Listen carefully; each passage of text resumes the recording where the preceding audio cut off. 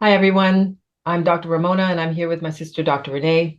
And we are on week number 3 of our Joe Dispenza Inspire Vol.1 journal. So what we're going to do right now is just to give you a summary of our progress during the week, some of the experiences we've had, and maybe some of the physical effects, emotional effects that we've experienced during the week. So let's get to it.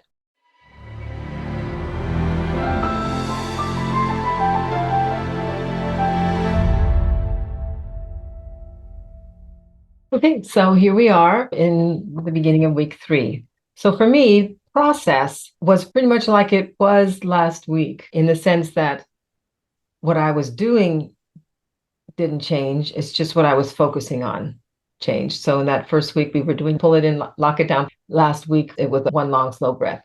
That's where my concentration was. And this week, it's about finding the rhythm. So my process was all about focusing on getting into some sort of sync because it seemed like I was all over the place, trying hitting or missing, mostly missing, not hitting. But that's where I was trying to just get it down. I started with what I normally, the Kriya warm up, but the actual practice, the 7 tracks that I was doing, I was just really focused on finding that rhythm. Takes about 45 minutes in the morning for me to get through that. What about you? To some degree, I think that's the same. I was still focused on my automaticity, trying to get some sort of a rhythm going that could allow me to just forget about what it is that I'm doing and to experience in some ways. And I don't mean forget about what I'm doing, instead of the intense focus on where am I in the music? Have I clenched everything down and all of that sort of thing? I just wanted to come in the body to learn this muscle memory, to understand what it is I'm doing and then to engage in that. So that's really what I wanted to have happen. The timing, I'm still doing playing my playlist 2.5 times. So there's 4 songs in each playlist. So it's somewhere around 50 minutes, maybe a little bit more is what it's taking. And I'm focused on getting the energy up the spine to the pineal gland and into an activation. You said something just now about it being more erratic, but I didn't actually agree with that, because every time you bring the air up to the pineal gland, you are changing its density, if you will, changing the density of the air around it, changing our density as you do it. And what does it mean to be successful at the beginning of this process? Just the fact that we're pulling the air up there and doing the job is successful, because it's such a minute change. You might feel it just a little bit and then it goes away. But even if you're just seeing something different, if your eyes are closed, you're seeing a different mat, that's successful. The fact that we're bringing the air up, locked it all down, and bringing that energy up and starting to create the flow of the cycle of current is successful. Pretty pleased with what's been happening. So what's your intention? The intention was finding what works for me. And I could say that this has been somewhat of a bully transitional week. So it might have been a little bit too overburdened by what I was doing when I was just talking about it. But I don't want to leave the impression on our record for this that nothing was happening. And as you indicated, there's a lot that was happening. I was seeing the different colors emerging as the energy was moving from the perineum up to the pineal gland. I was seeing and feeling a change, and that in itself, combined with learning how to separate the lower chakra pulsations from the upper chakra pulsations, led me into using a mudra, if you will, I don't know, like a hand gesture that helped me to focus the energy upward, to direct my intention upward. And that helped that structure, just from holding like this with my hands folded and my index fingers together, thumbs crossed, helped that structure helped me to zero in on what the rhythm needed to be doing for me to impact and create the piezoelectric effect. Okay, so it helped me to pulse, it helped me to push, it helped me to intend more strongly. And so based on starting on Monday, where I was using more of the lower pulsing, to Sunday when I was doing the more upper and more quick pulsing, everything changed. Everything became more cohesive. And I was much more energized by the end of the week than I was at the beginning of the week, as far as getting myself under control, learning my rhythm, which I thought was, like I said, was the goal for me this week. That's really great, because that, to me, that suggests that pineal gland, that receiver is being activated. Absolutely. So that's a joy, because we're putting this effort in, getting into this process and spending this amount of time to create our own higher consciousness. So it's nice to feel the changes that are happening. With respect to my process, I managed to create heat earlier in my playlist. I think we talked about that last week, that I'm using the playlist and how it starts to manifest experiences of flashing as an indicator of where I am, how am I doing? And I have no idea if that's really relevant or not. It's just me and how I'm doing it. I think it's relevant to how you're doing. It's relevant to your establishing your rhythm and your pace.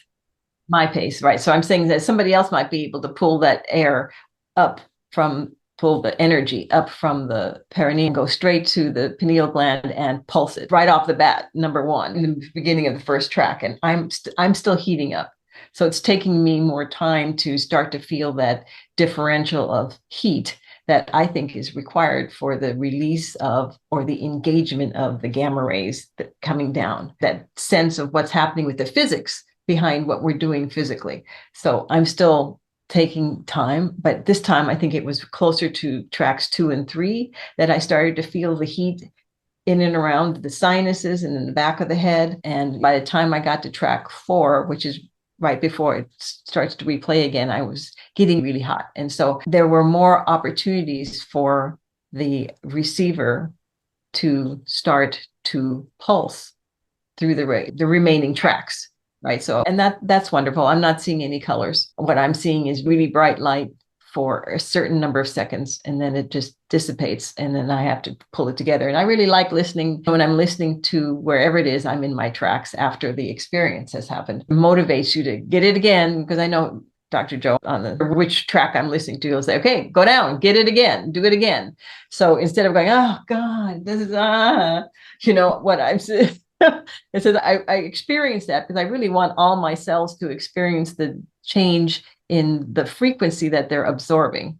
But then I go back in and I can pull it back in and try it again. It's really helpful to have the music behind the process, to have Dr. Joe's voice behind the process of what's happening to you physically, because it assists me in doing it again, continuing on, because you never know from one time to another. What does he say? This may be your time, something like that. This may be your time. So you never know. It doesn't matter how tired you are, or if the last one was great. And this one might be the total over the rainbow that we're all looking for in this place. But it's great to have the motivation. I'm going to try the mudra you suggested. I'm going to try the mudra next week and see if that assists me in allowing to control the rhythm of the pulses more, because I like that idea. It's right. So I'm going to try that next week and see what happens. That's cool. You made that comment about this being your moment. You don't know which of the inhalations that it's going to happen. And that is so true, because I have experienced that the changes in the amount of the Plancks, how were they referred to in that video by Nassim? They call them anti-gravity sprites. When I start seeing the sprites, I know already that I'm getting closer and closer to an explosion of energy.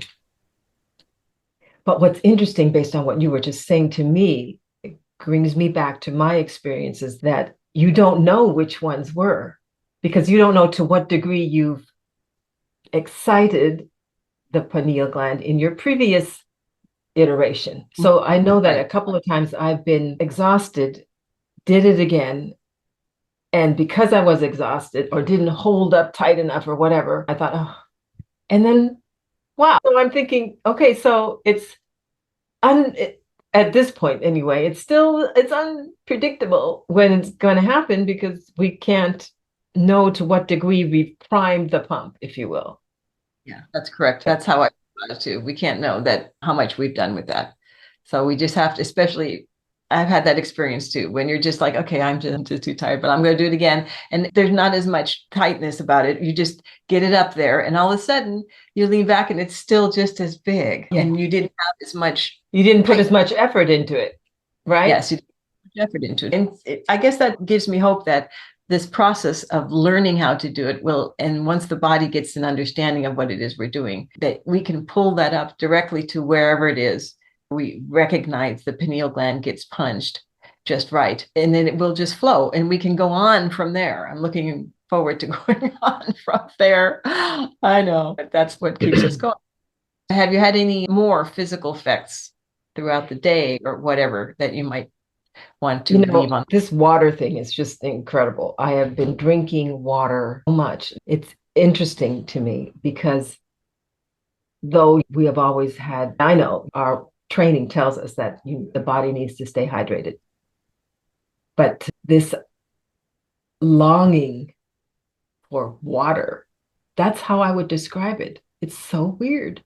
It's like somebody I can have a glass of wine or I can have some water. Oh, I gotta have some water. I gotta have some water. I'm still gonna have a glass of wine, but I'm gonna have the water. And it's just been really unusual, the degree to which I feel that compulsion to drink water. Now, I've had a couple of headaches this past week, and those are never good. Those are never good because I'm out down for the count when they happen. And sometimes I think, well, you can get a headache when you're not sufficiently hydrated. So if we're doing a lot of mental exercise or a lot of physical exercise and you're sweating a lot, you can get dehydrated and not know it. That may be part of it, but I don't know that I would connect those two this week because we're doing so much headspace work that there might be something else there that was causing that, because there's nothing specifically stressful in my outside life that's would have caused that. Nothing to do what we're doing now. So I don't know. I can corroborate the need for water. It just is there. I seem to be having more glasses of water than not, and I'm grabbing some water before I go into practice. But I did notice a couple times, especially when I had several explosions into the gamma. Coming down afterwards, I felt dissociated. And I know that's the psychological word, and so I don't really mean dissociated. What I mean is it just felt like I was distanced from stuff, from my life a little bit. And maybe floating might be a word for it. So like I said, when you're tired and you pull the energy up to the pineal gland, and then the next time around, it's just, I don't have that kind of energy. I'm just going to pull it up. It's that soft distance is what I'm talking about. And it just stuck around a little bit on one of the days last week. So Practice? Post doing the pineal gland breath, it was getting into the Om breath, which is what I do directly thereafter to just create peace and calm and quiet, was, in a way, it was easier because I felt a little bit separated from, and that could have been some of the metabolites. There's this distancing that goes on that in the medulla oblongata, and things are closing down. It could be that just my physical sensations were closing down. And so that I was spending more time in my head, and you're more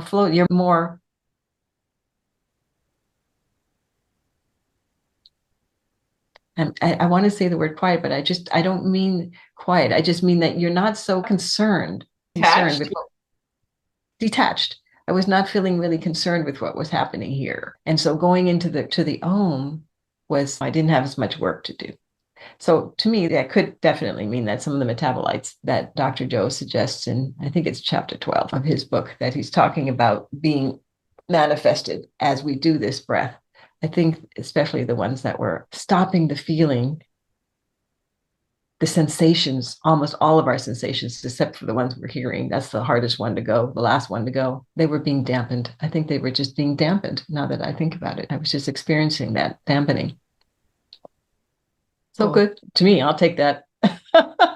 I'll take that. I'll take that. Yeah. Yeah. That's pretty awesome. Pretty awesome. Yeah. Okay. Wrapping up this week, then, your sense of what's going on is I'm still determined. I'm ready to plow forward, to feel less, experience more. That's good. That's good. And hopeful and waiting that when it's the big one, I assume, because I feel like I've had quite a few. I just don't stay there. I'm really trying to see, because we're talking about moving into seeing some of the sacred geometry after you see the lights. Whatever. That's the determination to continue on.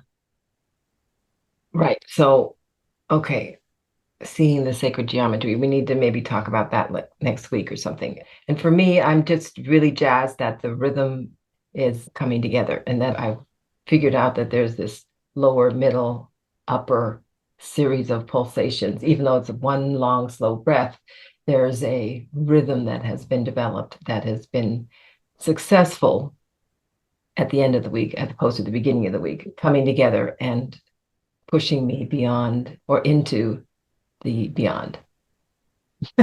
Nice. Okay. All right. Into supernatural. All right. So we'll talk again next week. Okay. Take it. Bye. Please take a moment to subscribe to our channel.